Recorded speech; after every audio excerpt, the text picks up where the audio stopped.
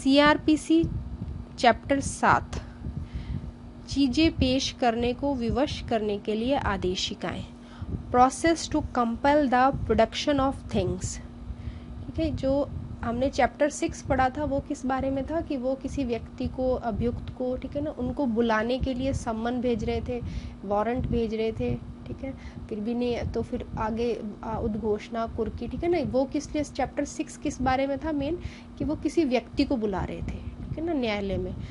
अब जो चैप्टर 7 है वो किस बारे में है कि अब जो है अब वो चीज़ें मंगा रहे हैं। पहले तो व्यक्ति को मंगा रहे थे, बुला रहे थे, अब वो चीज़ या कोई वस्तु पेश करने के लिए आदेश दे रहे हैं, ठीक है।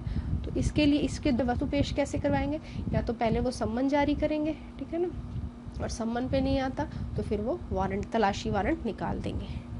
तो पहले इसका चैप्टर 7 का पहले ए पार्ट पढ़ते हैं। ए में वो सम्मन निकाल रहे हैं, ठीक है। तो ए के सेक्शन 91 से शुरू है ये, ठीक है। सेक्शन 91 क्या कहेगा, कोई भी चीज़ मंगा रहे हैं, कोई वस्तु मंगा सकते हैं या कोई दस्तावेज, कोई डॉक्यूमेंट्स मंगा सकते हैं, ठीक है।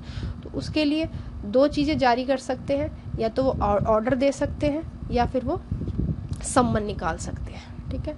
ऑर्डर कौन देगा, आदेश कौन देगा, आदेश देगा पुलिस अधिकारी। पुलिस अधिकारी कौन सा, SHO। SHO जो है आदेश भी दे सकता है चीज़ें पेश करने के लिए, और जो कोर्ट जो है वो सम्मन भी निकाल सकता है चीज़ें मंगाने के लिए, ठीक है। तो दोनों पास पावर है, ठीक है। दोनों पास पावर कैसे है, क्योंकि जो चीज़ मंगा रहे हैं वो इन्वेस्टिगेशन, अन्वेषण के लिए मंगा सकते हैं, जांच, इंक्वायरी के लिए मंगा सकते हैं, और ट्रायल, विचारण के लिए भी मंगा सकते हैं, ठीक है। तीनों चीज़ों के लिए मंगा सकते हैं। तो इन्वेस्टिगेशन के लिए मंगा रहे हैं अगर वो चीज़, ठीक है ना, या दस्तावेज, तो फिर कौन निकालेगा, तो SHO निकाल देगा, और SHO आदेश देगा, ठीक है। और अगर जांच या फिर विचारण के लिए मंगा रहे हैं चीज़, वस्तु कोई मंगवा रहे हैं, तो फिर उसके लिए न्यायालय जो है, न्यायालय सम्मन निकाल देगा, ठीक है। तो ये इस तरह से कोई आदेश या सम्मन निकाल सकते हैं कोई चीज़ पेश करने के लिए, भी न्यायालय या पुलिस के अधिकारी के सामने ये जो सामान है ये आप लेकर आओ, ठीक है। अब जो है कुछ चीज़ें ऐसी बताई है इस सेक्शन में, ये इंपॉर्टेंट है, जिनको पेश करने के लिए आदेश देने का पावर इनके पास नहीं है। ना तो कोर्ट सम्मन भेज सकता है उन चीज़ों को पेश करने के लिए, और ना ही जो है पुलिस अधिकारी मंगा सकता है। वो क्या क्या चीज़ें हैं, तो सबसे पहले कौन सी चीज़ है, एक तो जो इंडियन एविडेंस एक्ट है, भारतीय साक्ष्य अधिनियम का सेक्शन 123 और 124 में आती है, ठीक है। तो ये कौन सी चीज़ें होती है 123 और 124 में, ये होती हैं कि मान लो कोई ऐसे डॉक्यूमेंट्स हैं, ठीक है, जो कॉन्फिडेंशियल है, ठीक है? अभी तो पहले 123 बता देती हूँ। 123 में ऐसे डॉक्यूमेंट्स हैं जो अनपब्लिश हैं, अभी प्रकाशित नहीं हुए, लोगों को पता ही नहीं है अभी तक उनको, ठीक है, किसी को पता नहीं है उनके बारे में, ठीक है। तो फिर वो ऐसे डॉक्यूमेंट्स, और सरकार से रिलेटेड है, वो डॉक्यूमेंट जो सरकार से रिलेटेड है, सरकार से संबंधित है, कुछ राज्य से संबंधित है, और वो अनपब्लिश है, अभी तक उनको प्रकाशन नहीं हुआ, ठीक है ना। एक तरह से अभी वो सरकार को इसकी जानकारी है और जनता को नहीं है। तो ऐसे डॉक्यूमेंट्स नहीं मंगवा सकता है कोर्ट, ठीक है ना ही पुलिस अधिकारी। और या फिर ऐसे कोई डॉक्यूमेंट्स है जो कॉन्फिडेंशियल है, गुप्त है, जिनको बता नहीं सकते लोगों में, क्योंकि अगर उनको लगता है कि ये अगर आम जनता को पता चल गया तो इससे जो है कोई नुकसान हो सकता है, ठीक है ना, जनता में आक्रोश या किसी भी चीज़ का, ठीक है ना, कोई नुकसान हो सकता है, इसलिए ये बात जनता को नहीं बतानी है। तो इस तरह के डॉक्यूमेंट्स है, ये भी दोनों 123 और 124 दोनों जो है राज्य से संबंधित है, स्टेट से संबंधित डॉक्यूमेंट्स है, ठीक है। फिर कौन सा एक और एक्ट आ जाता है इसमें, एक तो ये डॉक्यूमेंट सकते, फिर दूसरे कौन से आते हैं, बैंकर बही साक्ष्य अधिनियम, ठीक है, बैंकर्स बुक्स एविडेंस एक्ट, इसके अंदर कोई डॉक्यूमेंट्स आते हैं, दस्तावेज, ठीक है ना।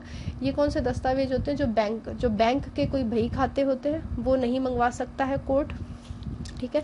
और दूसरा कौन सा आता है, कोई डाक या तार प्रत, ठीक है ना, कोई पोस्ट ऑफिस है, ठीक है, पोस्ट ऑफिस में कोई लेटर्स हैं, कोई पार्सल हैं, कोई तार, टेलीग्राम है, तो ये सब सामान नहीं मंगवा सकते, ठीक है। तो ये सामान मंगाने का आदेश नहीं दे सकते। अब सेक्शन 92, सेक्शन 91 में हमने क्या क्या सामान नहीं मंगवा सकते ये पढ़ा था। इसका बी पार्ट क्या कहता है कि भाई इसमें एक क्या आता है कि डाक, जो पोस्ट ऑफिस का जो सामान है, पोस्ट ऑफिस के लेटर, ठीक है ना, पार्सल वगैरह नहीं मंगवा सकते। लेकिन इनको जो है हर एक मजिस्ट्रेट तो नहीं मंगवा सकता, कुछ मजिस्ट्रेट है जिनके पास, कुछ मजिस्ट्रेट या कोर्ट है जिनके पास पावर है, वो मंगवा सकते हैं। ठीक है, जो पोस्ट ऑफिस का जो सामान होता है, पोस्ट ऑफिस के जो कोई लेटर मंगाने, कोई टेलीग्राम मंगाना है, कोई पार्सल मंगाना है, इसके लिए कुछ मजिस्ट्रेट या कोर्ट के पास पावर है, वो मंगवा सकते हैं, हर एक मजिस्ट्रेट नहीं मंगवा सकता। ठीक है, तो ये 92 में बता रखा है। 92 किसके बारे में? पत्र और तारों के संबंध में। ठीक है, कोई लेटर या टेलीग्राम या पार्सल, ठीक है ना, ये अगर कोई सामान मंगाना है, वही कोई डाक या तार प्राधिकारी के पास है, ठीक है ना, इसके पोस्ट के किसी अथॉरिटी के पास है, तो फिर कौन कौन इसके लिए सबसे पहले किन के पास पावर है, हमें ये जरूरी है पढ़ना। ठीक है, तो किन के पास पावर है? डीएम के पास, डिस्ट्रिक्ट मजिस्ट्रेट, जिला मजिस्ट्रेट के पास पावर है, चीफ जुडिशियल मजिस्ट्रेट, ठीक है ना, मुख्य न्यायिक मजिस्ट्रेट, सीजीएम के पास पावर है, सेशन जज के पास पावर है, सत्र न्यायाधीश, और हाई कोर्ट के पास पावर है। ठीक है ना, तो हमें ये चारों याद रखने हैं, डीएम, सीजीएम, सेशन और हाई कोर्ट। ठीक है, इन चार के पास पावर है।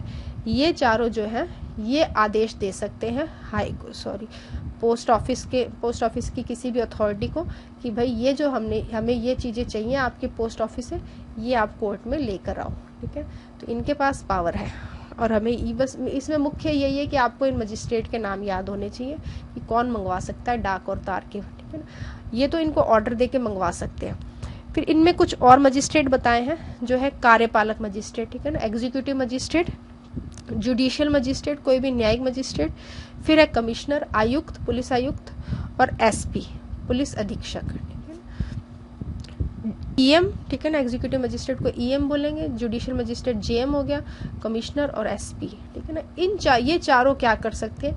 ये चारों क्या कर सकते हैं? पोस्ट ऑफिस में जाके जो भी डॉक्यूमेंट चाहिए उसकी तलाशी करते हैं। ठीक है ना, तलाशी ले सकते हैं और उसको एक तरह से जब्त कर सकते हैं। ठीक है ना, तलाशी लेके उसको एक तरह से डिटेन कर सकते हैं, रोक सकते हैं भी, आप इसको आगे कहीं नहीं करोगे, एक बार अपने एक तरह से एक जगह रोक कर रख सकते हैं। ठीक है ना, उनको आदेश दे सकते हैं कि कहीं नहीं करोगे जब तक हमें जो पहले वाले जो मजिस्ट्रेट और कोर्ट मैंने बताए थे, डीएम, सीजीएम, सेशन और हाई कोर्ट, उनसे हमें जब तक कोई ऑर्डर नहीं मिल जाता तब तक आप इनको जो है डिटेन करके रखोगे, कहीं आगे नहीं भेजोगे। ये जो मजिस्ट्रेट है वो ये कह सकते हैं।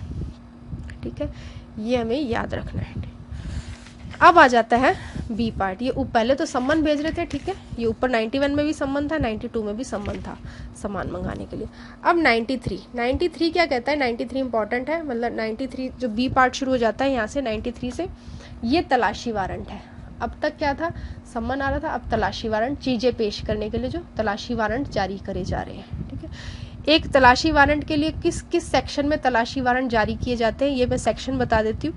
93 में जारी किया जाता है, 94 में, 95 में, 97 में और सेक्शन 100 में।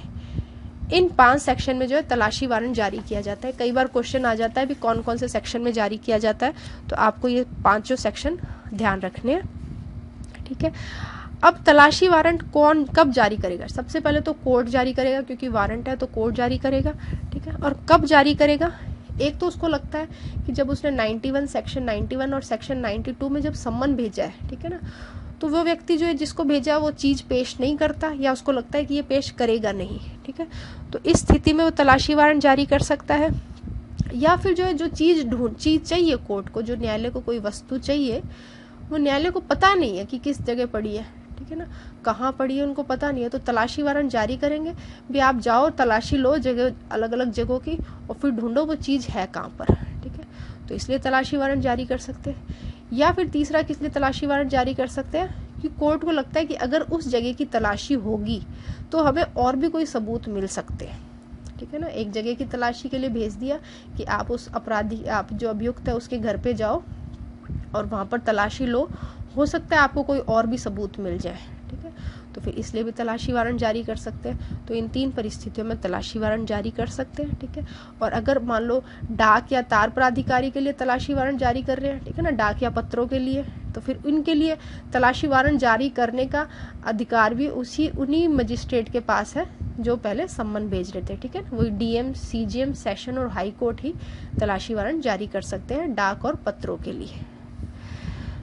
अब सेक्शन 94 क्या कहता है कि ऐसी जगह की तलाशी लेना, मान लो किसी को लगता है कि कोई जगह है जहाँ पर चुराई हुई संपत्ति पड़ी है, ठीक है, या फिर कोई कूट रचित चीज़ें पड़ी है। कूट रचित चीज़ें कैसे, कोई सिक्के, कोई क्या कहते हैं नकली नोट पड़े हैं। कूट रचित क्या दस्तावेज, कूट रचित दस्तावेज क्या होते हैं, एक तो असली दस्तावेज है, ओरिजिनल है, कोई व्यक्ति क्या करता है उसकी नकली कॉपी बना देता है, ठीक है ना, वो कूट रचित होते हैं, ठीक है ना। कूट रचित क्या, फॉर्ज डॉक्यूमेंट, ठीक है, तो वो नकली ऐसे कॉपी बना लेता है, वो कूट रचित दस्तावेज हो गए। या फिर कोई सिक्के हैं नकली, ठीक है। तो हमें अब ध्यान रखना है कि जो नकली सिक्के या कहीं चुराई संपत्ति है या फिर जो है कहीं नकली नोट है, तो उनके लिए वारंट कौन जारी कर सकता है तलाशी, ठीक है। तो उनके लिए कौन जारी कर सकता है तलाशी वारंट, डीएम कर सकता है, जिला मजिस्ट्रेट, एसडीएम कर सकता है, उपखंड मजिस्ट्रेट, सब डिविजनल मजिस्ट्रेट, या फिर JM first, judicial magistrate first class, ठीक है। डीएम, एसडीएम या जेएम फर्स्ट, ये 3 जो है वारंट जारी कर सकते हैं इस ऐसी कोई जगह है जहाँ पर इस तरह की वस्तु है उनको ढूंढने के लिए, ठीक है। और ये किसको अथॉरिटी दे देंगे कि कौन जाके वहाँ पर तलाशी ले, तो कोई भी पुलिस अधिकारी जो कांस्टेबल से ऊपर की पंक्ति का हो। इसका मतलब कांस्टेबल नहीं हो सकता है, कांस्टेबल से ऊपर की रैंक का कोई भी पुलिस ऑफिसर है वो जाकर तलाशी करेगा, ठीक है। तो ये हो गया सेक्शन 94 में तलाशी वारंट। फिर सेक्शन 95 जो है ये किसके लिए तलाशी वारंट जारी कर रहा है, ये समाचार पत्र, कोई पुस्तक, कोई बुक्स है, ठीक है, या फिर कोई डॉक्यूमेंट्स, दस्तावेज है, उनको सीज करने के लिए तलाशी वारंट जारी कर रहा है।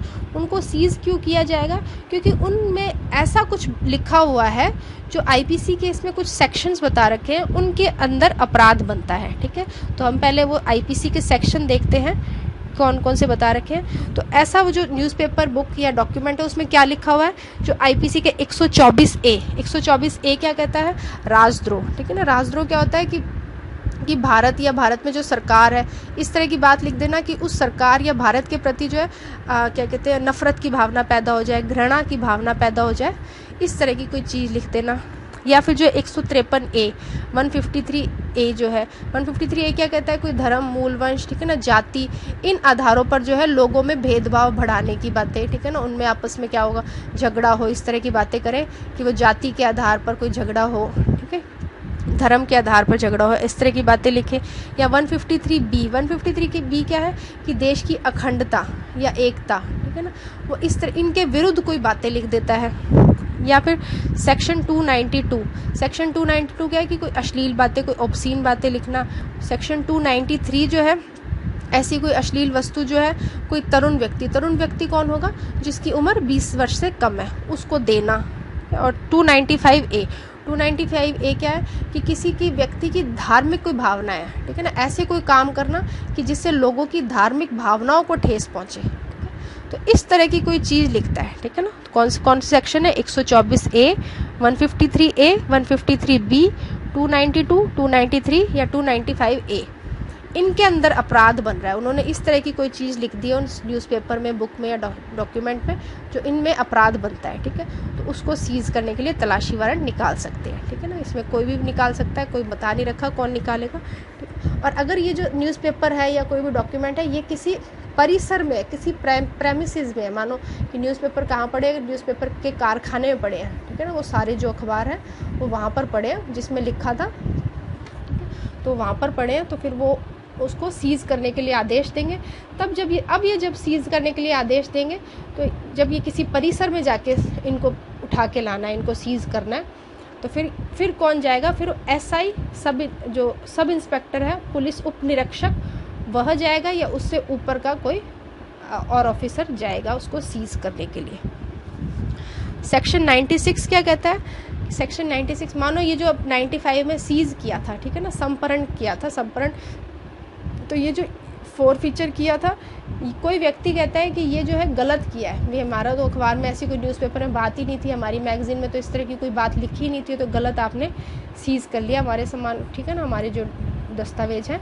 तो फिर वो व्यक्ति जो है कोई इस तरह का ऑब्जेक्शन करता है कोई व्यक्ति, तो फिर वो कहाँ ऑब्जेक्शन कर सकता है, वो हाई कोर्ट में इस क्या कहते हैं, इस जो सीज जब्ती हुई है इसके विरुद्ध जो है हाई कोर्ट में आवेदन कर सकता है कि भाई ये तो गलत कर दिया, ठीक है। और हाई कोर्ट क्या करेगा, और उसको एक हाई कोर्ट में कर सकता है, और उसको 2 महीने के अंदर अंदर, ठीक है ना, जब भी सीज हुआ है, जब भी जब्ती हुई है, उस जब्त होने से 2 महीने के अंदर अंदर आवेदन करना होगा। ठीक है, हाई कोर्ट में 3 जज उसको इस मामले को सुनेंगे, और अगर मान लो उस हाई कोर्ट में 3 जज से कम जज हैं, ठीक है, तो जितने जज हैं वो सभी बैठ के इस मामले की सुनवाई करेंगे। अब सेक्शन 97 और 98, ये दोनों जो हैं, आपने बंदी प्रत्यक्षीकरण की रिट पढ़ी है, ठीक है ना, हैबियस कॉर्पस की, कि कोई गलत रूप से बंदी बना लिया जाता है उसको छुड़ाने के लिए। ठीक है, तो अब हमें ये रिट, ये जो 97 98 वही है। ठीक है, तो हमें अब ये पता चल जाएगा कि अगर कोई बंदी प्रत्यक्षीकरण की रिट जारी करनी है, मतलब उसमें रिट कोर्ट से जारी करी है, तो फिर उसको छुड़ाने के लिए कौन तलाशी वारंट जारी करेगा। ठीक है, तो उनके छुड़ाने के लिए कौन तलाशी वारंट जारी करेगा, बंदियों को। ठीक है, कौन जारी करेगा, डीएम, एसडीएम या जेएम फर्स्ट, जिला मजिस्ट्रेट, उपखंड मजिस्ट्रेट या जुडिशियल मजिस्ट्रेट फर्स्ट क्लास। ठीक है, ये मजिस्ट्रेट जो है छुड़ाने के लिए जारी करेंगे किसी भी बंदी को। ठीक है, जो कोई व्यक्ति रॉन्गफुली कन्फाइंड हो गया है। ठीक है, तो 97 किस लिए कहता है कि किसी व्यक्ति को कन्फाइन कर दिया, और 97 किसी स्त्री को, किसी महिला को कन्फाइन कर लिया, किसी महिला को बंदी बना लिया, तो 98 जो है उसके बारे में तलाशी वारंट जारी करने का आदेश देती है। ठीक है, अब सेक्शन 100 जो है, किसी बंद स्थान की, कोई ऐसी जगह जो बंद पड़ी है काफ़ी टाइम से, उसकी तलाशी लेने के लिए तलाशी वारंट जारी करने के बारे में है। ठीक है, वहाँ जाके कोई व्यक्ति जो है तलाशी ले सकता है। ठीक है ना, कोई व्यक्ति है उनकी भी तलाशी ले सकता है अगर वहाँ कोई उनको मिलते हैं। ठीक है, और लेकिन अगर वो जब तलाशी ले रहा है, ठीक है, तो तलाशी लेते हुए बस उसको ये बात ध्यान रखनी है कि वो जिस भी मोहल्ले में वो बंद स्थान है, उस मोहल्ले के जो है 2 व्यक्तियों के सामने, उस एरिया के 2 व्यक्तियों के सामने तलाशी लेगा।